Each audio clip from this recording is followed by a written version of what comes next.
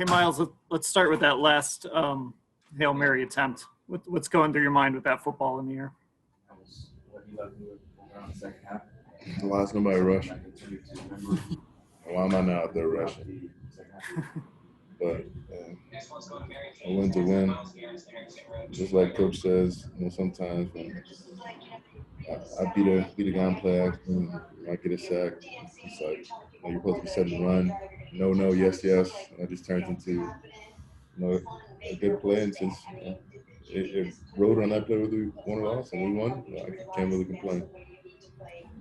In a game like this, it's just going, back and forth. Obviously, you had the 2 sacks, but you guys kind of struggled to get off the field. So I guess I don't want to say is it bittersweet, but I mean, how do you look at this as a defender after a game like this? I look at it as a win. A defender, I look at it as if we can get better. Definitely opportunities for us to get off the field.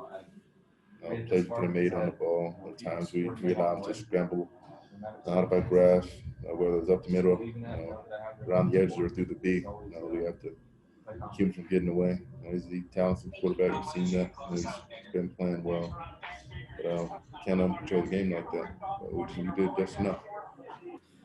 What do you think it says about Baker Mayfield? He's playing with a cracked rib.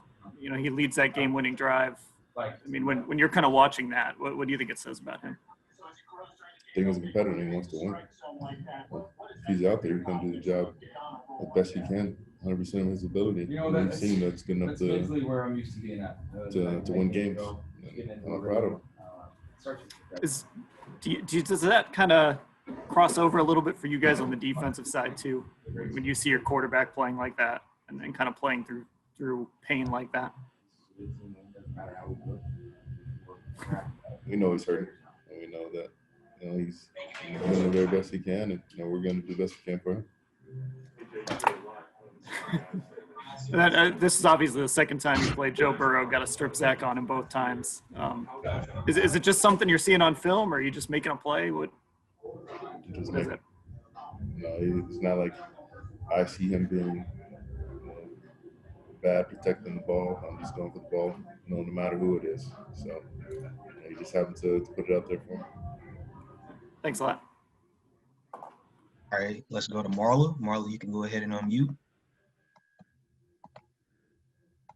Should be good now. Okay, I'm good. Yeah, Myles. I think Joel mentioned, that this is a kind of a game you'll remember forever. Do you feel that way? Forever? Definitely one I'll look back on fondly. And those close, I would agree. Those close games, those close wins.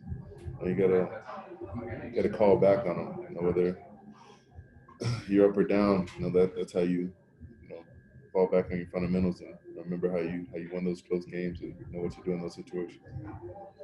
I was just thinking maybe, the back and forth nature, you sort of proved how tough you guys are, just to keep, that kind of duel, you know what I mean? Doesn't have to be pretty. That's the game. It's gritty, it's grimy. You got to be tough. But at the end of the day, you just got to go get the win. Got to have more points than them. If you're doing well on defense, you got a chance.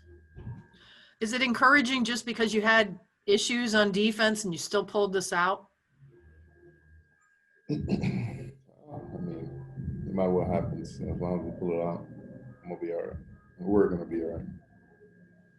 And guys like Higgins and Peoples-Jones, I mean, I know I don't know how closely you're watching at that point, but just the way they stepped up after OBJ went out, what does that say about your team or your depth, or just what you're willing to do for each other? All these guys can make plays. They've shown that. DPJ's shown that. Hayes has shown that over the years. And just getting that spotlight on them.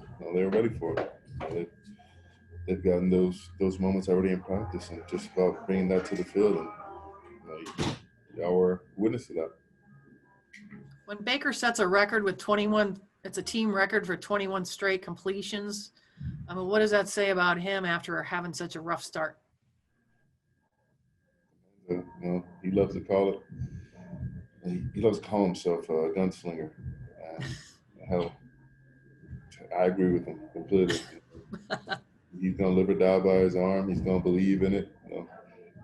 Wherever he puts it, he's gonna try and make the best possible play he can on that play. And we live and die by that. And whatever happens, we're gonna have his back. If we have to go out there and put out the fire, we will. But just like today, he's gonna win the game for us, and we're gonna be more proud. Thank you. All right, we'll take one final one, and that'll be from Tony Grossi. Tony, you can go ahead and unmute. Thank you. I was waiting for that. Myles, what were you thinking on the Hail Mary pass at the end? Please God, don't let him catch it. And when I saw it get bobbled in the air, and I was like, oh, if he catches this off his chip, I'm going to lose it. But it didn't come to that. And you put so much into a game.